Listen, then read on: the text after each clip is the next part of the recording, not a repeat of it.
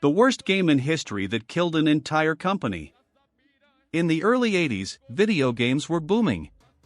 Arcades were packed, and home consoles were selling like crazy. But then, one game almost destroyed the entire gaming industry. Atari was the king of video games, making millions with hits like Pac-Man and Space Invaders. But in 1982, they made a terrible decision that would change gaming history forever.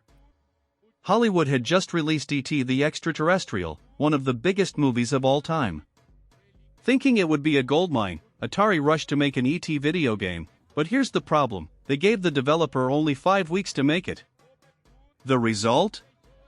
A game so bad, players had no idea what to do. You kept falling into endless pits, the graphics were terrible, and it was basically unplayable. Atari made millions of copies, expecting a huge success, but when people realized the game was garbage, they returned it in droves. Atari lost over $100 million, and unsold copies were buried in the desert. Yep, they actually buried the game to hide their failure. This disaster was so big, it led to the 1983 video game crash, nearly wiping out the entire industry. Game companies went bankrupt, and people thought gaming was just a fad. But then, in 1985, a Japanese company called Nintendo brought gaming back from the dead with a little plumber named Mario. If E.T. had truly killed gaming, we might have never gotten PlayStation, Xbox, or even GTA.